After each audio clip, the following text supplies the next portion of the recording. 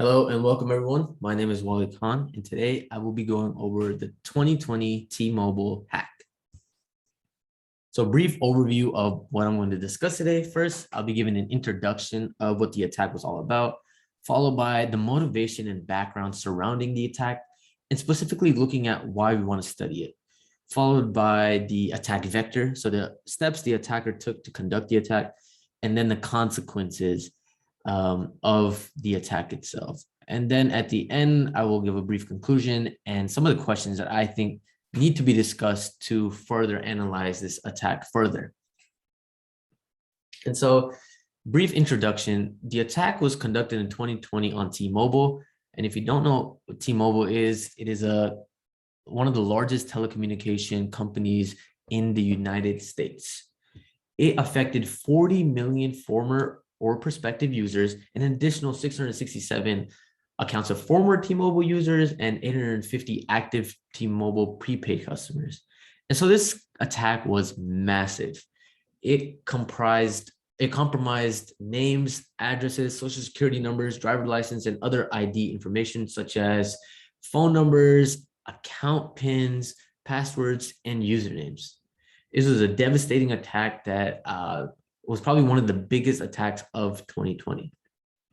And so why would you want to study it? Why would you want to analyze this attack even further? So I specifically chose to study the T-Mobile hack because it personally affected me as a T-Mobile user. Every single time I went onto my personal account information, there would be a banner that said that I should probably change my username and password because of this attack. And it led me to the statement that T-Mobile conducted in response to the attack. So it was a personal issue that affected me. And another reason it's interesting to look into is that this is the third major customer data leak that T-Mobile has had over the past 2 years. And so every single time the attacker used a different vulnerability in T-Mobile's network in order to conduct their respective attacks. So it's interesting to look at which parts of the security is flawed. And so what is the motivation of doing this attack? So the attack was conducted by a person named John Binns. And one of the biggest reasons he did this was because of political reasons. He claimed that US agencies abducted him in Germany and Turkey and tortured him. And so Binns filed a lawsuit in district court against the FBI, CIA, and Justice Department in November. However, he was charged during that last year. And so because of this frustration, he had political reasons to do the attack.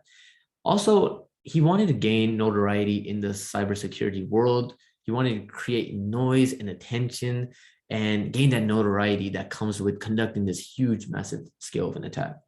And so another reason he wanted to do this was going back to that noise I was talking about.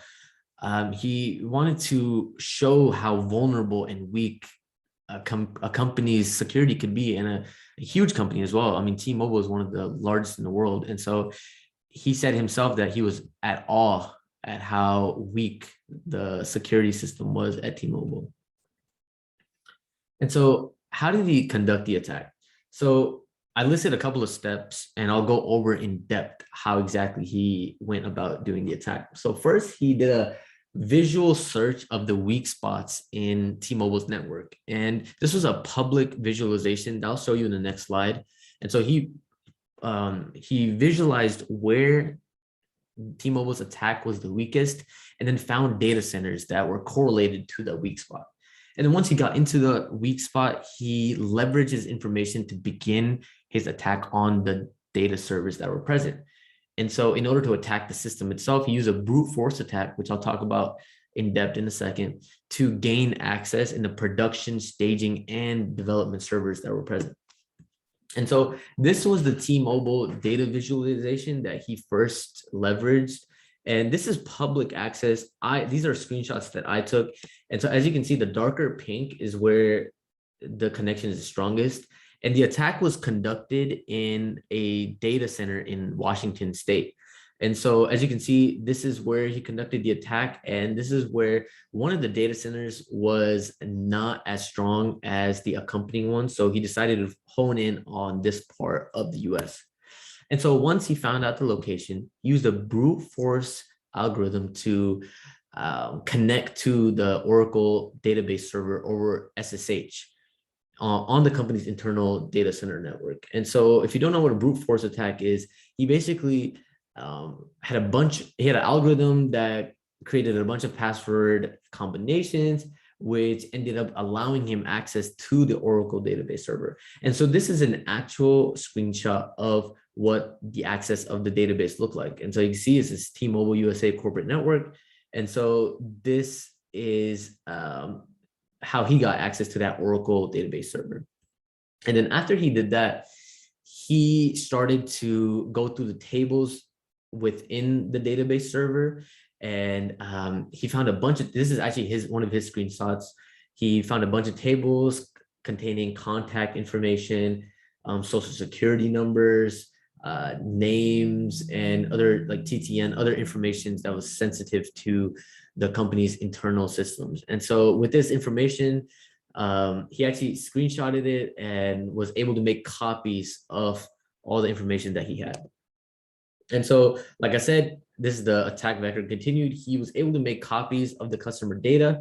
And then later on, he actually ended up selling the information online. And so this is one of the reasons that I found that he didn't really do it for the money in the first place. He ended up selling the information that he copied for 6 Bitcoin, which runs you around $200,000 to $300,000. And so with that amount of information, it's not very proportional to sell it for that much. And so when he began to sell it on the dark web, that's when the FBI found out that T-Mobile had a data leak, and that they alerted T-Mobile to conduct further analysis on it.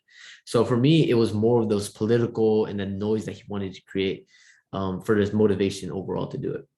And so what are the consequences and the aftermath of this huge attack? So like I said earlier, some of the major implications for the event included that 13 million customers alongside 40 million prospective customers had their information stolen. And so not only does this create a huge complication for T-Mobile itself, but it also creates ambiguity and distrust coming from the customers in the future. And so T-Mobile responds by alerting their customers, like I said earlier, and also providing customers with free 2 years of McAfee's ID theft protection in order to alleviate some of those problems that a customer might face. And so some of the tertiary consequences included the FBI. So FBI started to investigate the T-Mobile hack, which also led to T-Mobile hiring third-party cybersecurity companies to beef up their cybersecurity and give their whole telecommunications cybersecurity system an overhaul. Because like I said earlier, this is the third attack they've had over 2 years. And so overall, as I've discussed, this attack has huge complexities for T-Mobile and their customer base. And it shows that no matter how large the company it is, attackers can find security vulnerabilities that may be present.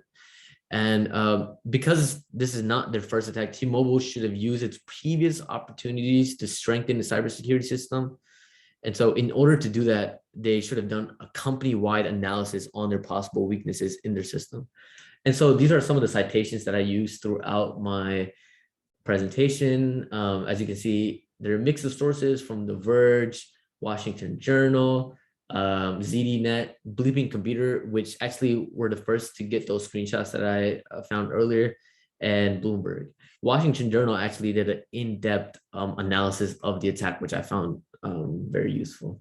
And some of the questions that I think are useful in understanding the attack. So what technologies can T-Mobile use to protect against a brute force attack on its server? So as we know, brute force attacks can be very arduous and long to conduct, but if they're conducted successfully, they can be very brutal, as shown in this attack.